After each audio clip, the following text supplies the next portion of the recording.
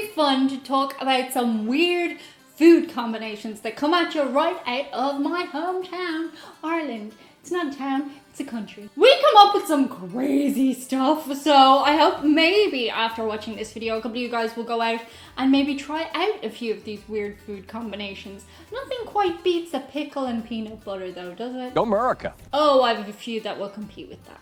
I'd really like to hear your weirdest thing that you like to eat below in the comments. Don't give me any regular stuff that we all know about. I want to hear the weirdest thing that you eat.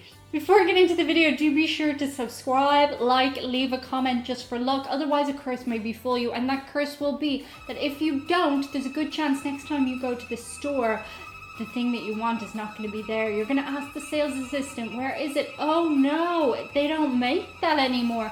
Your very favorite thing. Oh God, it's been discontinued. So subscribe, like, and comment. Okay, the first weird food combination thing that we love to eat in Ireland, and I have to say this is absolutely lush. You should definitely try it if you haven't before. It's bread and butter pudding. Oh. Okay, so the Wikipedia definition of this is a dessert coming from Ireland consisting of slices of bread and butter layered with dried fruits and sugar and baked with a mixture of milk and egg. Now that's a lot fancier than the bread and butter pudding that I had growing up. Bread and butter pudding, as far as I was concerned, was bread and butter with custard on top. That was the easy, low maintenance bread and butter pudding that you could get, usually served, I think we even had it in our school canteen sometimes. If you were making it from fresh at home, you could put raisins in, maybe some cinnamon and nutmeg in the bread too, and you would pour hot custard on top, juxtaposing the cool bread with the hot custard. Another popular combination is Swiss roll and custard. Oh, the cats are killing each other.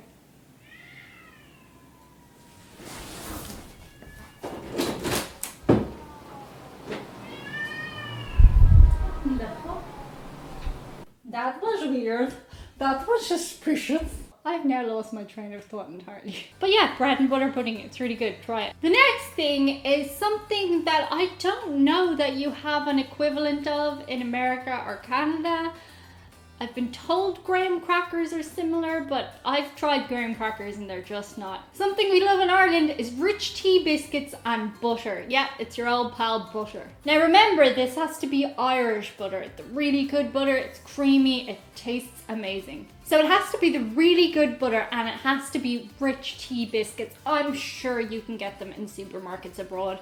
You just have to look for them. Rich tea biscuits were something that we actually got in school a lot of the time as well, and baby break, you know, little break. They're really nice, they're sugary, they're not good for you, and they're nice and smooth, and the texture is lovely, and now I want a rich tea biscuit, but yeah, rich tea biscuits and butter. The next thing that we have in Ireland, you may have heard of this if you watch other Irish YouTubers, is a 3-in-1. Now, I never had this growing up, but when I did, it suddenly tasted nostalgic the very first time I had it. A 3-in-1 is a staple of the Irish diet, and ironically, it comes from your local Chinese restaurant.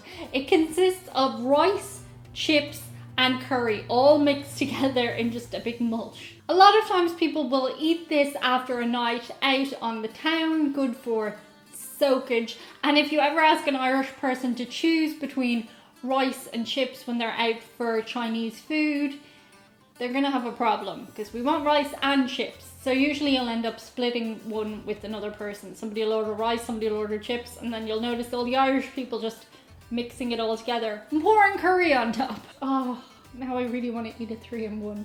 Keeping on that wavelength, another staple of the Irish diet coming at you from a Chinese restaurant, usually after a night out, is garlic cheese fries, garlic cheese chips. Okay, I hear you. Now you're going garlic cheese chips, that sounds disgusting, but I'll challenge you to this, right? Get your chips, your fries, dip them in garlic dip, okay? It's pretty nice, huh? Next, get your fries and put some cheese on top. It's pretty nice, huh? Well, when you're drunk, it's nice to just mix them together and save the middleman. Garlic cheese fries. A concept so disgusting, it actually turns out to be good. And yeah, those are definitely more so eaten when drunk. more so than the 3-in-1. The next one you definitely have variations of around the world, but specific to Ireland is the Fanta Float. Fanta being a fizzy orange drink mixed with ice cream. It tastes very good. I do know the variants of it are like the root beer float, the Coke float. Next time you are in Ireland or in an Irish shop, get yourself a Fanta, mix it with vanilla ice cream. It is delicious. Not as good as chocolate ice cream, but good all the same. The next thing any kid growing up in Ireland has definitely had is a boiled egg and butter. Again, we're bringing back that Irish butter. I'm noticing doing this list that butter is a huge staple of Ireland. It's because we have the good butter. So this one shouldn't take much explanation. It's a boiled egg and butter. You get a cup, you put a knob of butter, and you put the boiled egg on top, and then you just mush them together with a fork. I know it sounds weird, but it's really good, and it's given to a lot of Irish kids as an after-school snack kind of thing. And now I want one. This video is just about me wanting different foods. The next one is a variant you've heard me talk about before on the channel, a crisp sandwich. This one is a banana sandwich. Now, you might have actually had this if you're in other parts of the world, particularly in America, because the Irish people actually brought this one in when the Great Depression was happening. We call it a banana sambo. I believe in America that might be a racist term, so there's no connection there. But yeah, the Irish came into America, there was an ample supply of bananas and bread, and lo and behold, we put those together and we ate them. Famously, Elvis used to love a banana peanut butter sandwich. He gave it a little bit of an American twist. Of course, I don't know if we should be taking nutrition advice from Elvis, because he wasn't looking so great toward the end. It is wet and mushy, but surprisingly nice as a comfort food. Maybe even stick some sugar in there if you want to add an extra Irish flavour to it. The next one, again, you may have tried a variant of it, but it's a lot more specific in Ireland. It's crisps and chocolate together. Specifically, I gotta talk brands. It's Tato cheese and onion crisps and Cadbury's chocolate mixed together. Now, people will do these in different ways. Some have one after the other. Some people put the crisps on the chocolate and eat them that way. Some people go crisp, chocolate, crisp, chocolate. Either way, it's an Irish thing you have to try.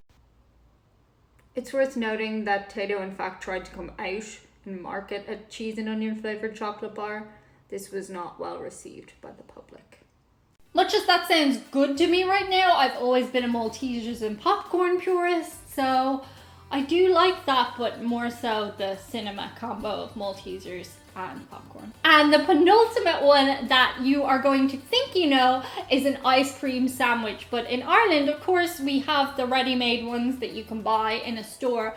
But we really like when we buy a tub of vanilla strawberry ice cream. That's vanilla with the bits of strawberry running through it.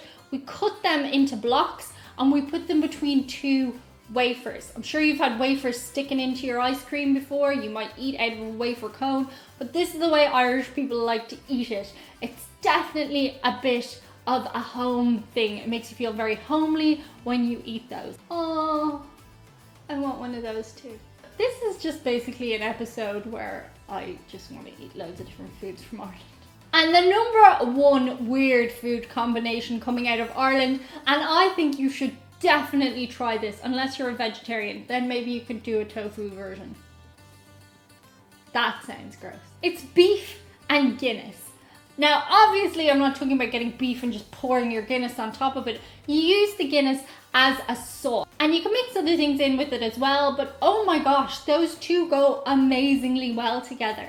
Guinness in Ireland was actually once hailed as a nutritious thing to drink. Back in the old days, people were given it after they gave blood in the blood bank because it gave you iron back in your blood. Guinness as a sauce with beef is remarkably good. It tastes amazing. A lot of Irish mummies have tried it. It's not necessarily one you'd have every day of the week, but it's definitely a thing that was there when I was growing up and still exists today. In fact, to the point that I think they may have manufactured Guinness now as a steak sauce. But yeah, as I said at the beginning of this video, I'd really like to hear the weird food combination that you like the most coming out of wherever you are from in the world. That would be very cool. Chewy has been dying to do his shout outs this whole video. Off you go, Chew. Yay for Chewy. Okay, my first shout out is for Brian Ediger, whose cousins are just getting married all over the place. There's Morgan, who just got married, and Maddie, who's about to get married. So he wants to say congratulations to them and their new husbands and wish them well on this journey they are starting. Thank you so much. We really appreciate it. Anybody else? I do, and this one's very personal. Jim Ross wants to say thank you to Mama and Papa Jennings for their supporting cast voice appearances in the last few Patreon videos. Jim says he's all for it, and they deserve that at the very least. Good job, Chewy Bear. Good job. That's it for us today. See you on the other side. Bye. My head is nearly out of the camera when I sit up straight. When I sit slunched, it's not in the camera. I could just go move the camera, but I'm just going to sit slouched for the whole video. I won't talk like this though, that would be really weird. You're dying to get away. Oh my god. Oh, you're giddy. And breathe.